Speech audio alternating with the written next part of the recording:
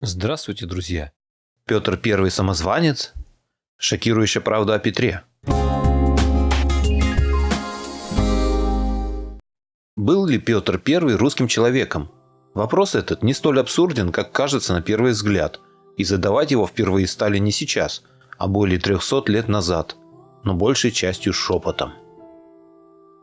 Статья с сайта zarpetr.ru.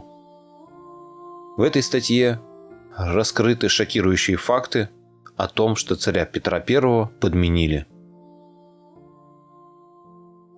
Совпадение во времени подмены царя Петра I, август 1698 года, и появление узника в железной маске в Бастилии в Париже, сентябрь 1698 года.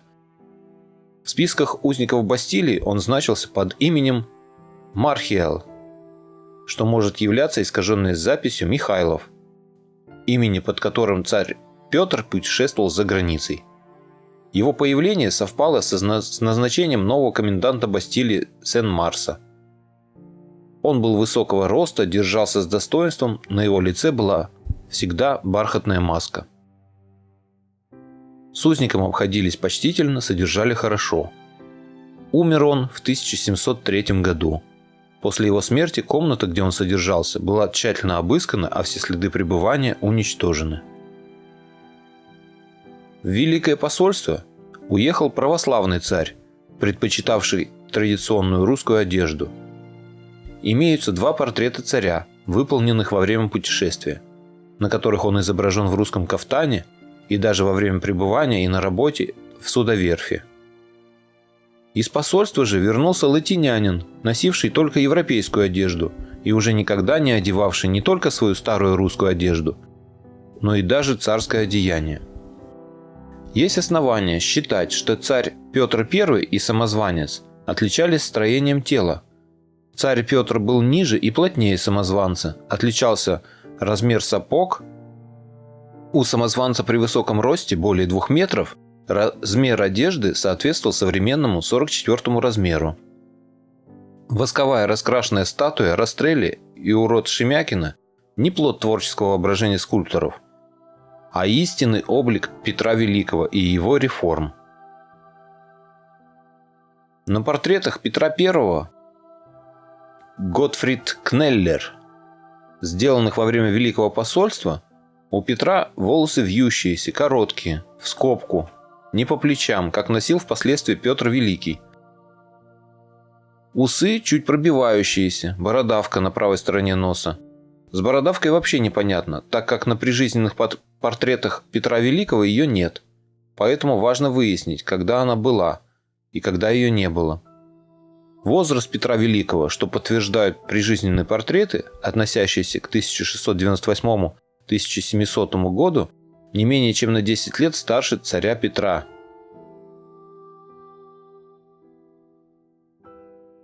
Самозванцу не было известно местоположение библиотеки царя Ивана Грозного, хотя эта тайна передавалась всем царям.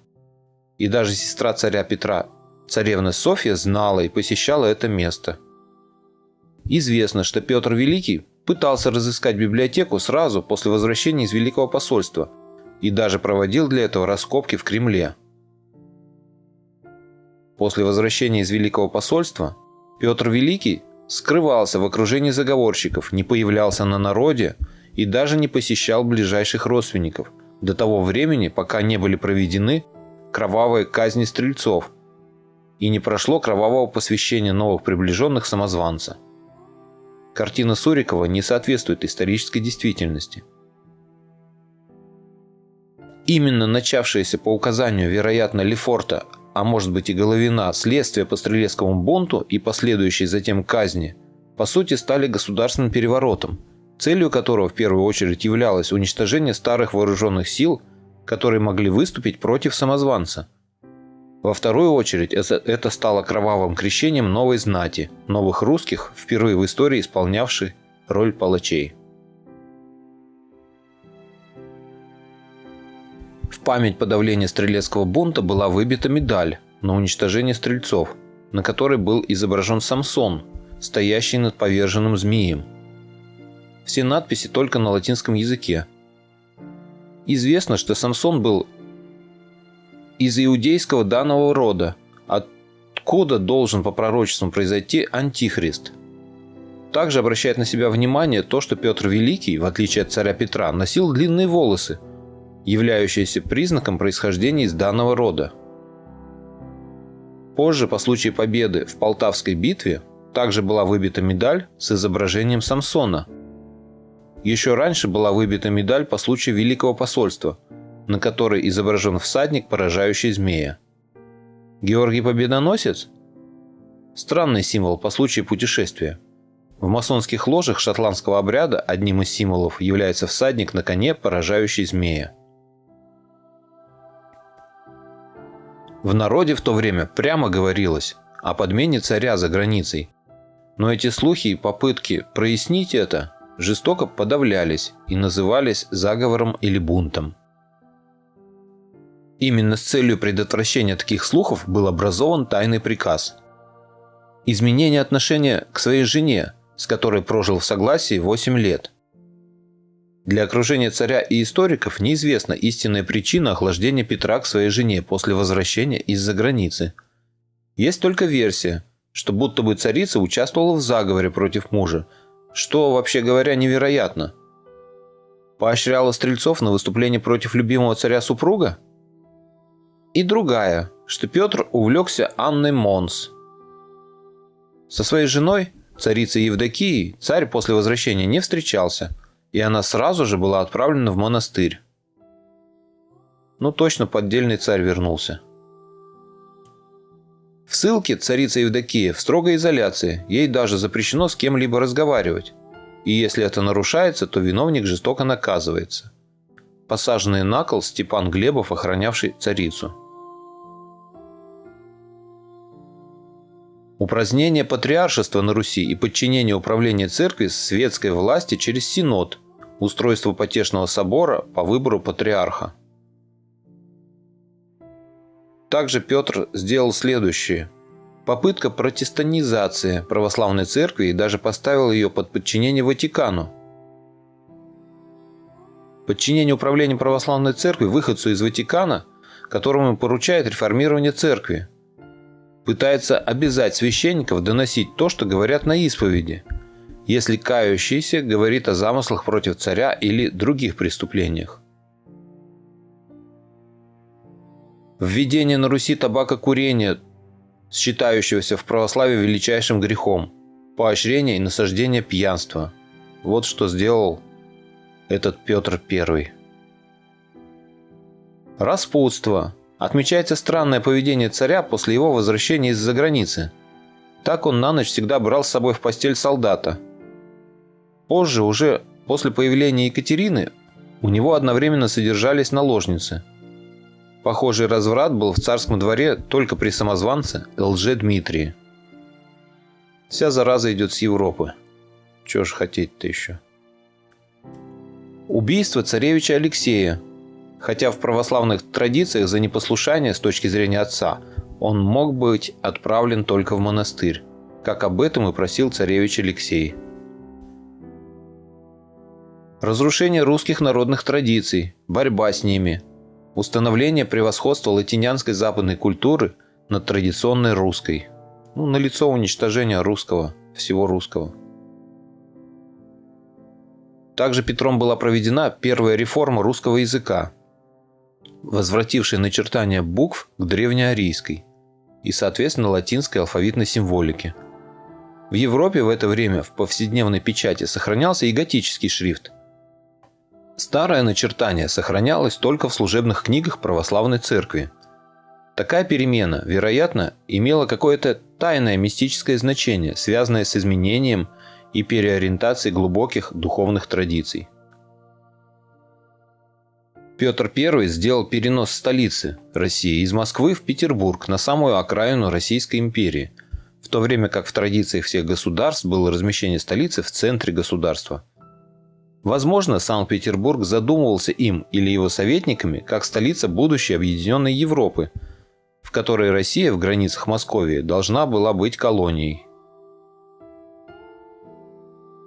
И самое ужасное, что сделал Петр I, это разделение русского народа на дворян и крепостных по рождению, введение крепостного права по своему значению соответствующего созданию рабовладельческого государства с рабами из своего народа, в отличие от древних государств, делавших рабами только военнопленных.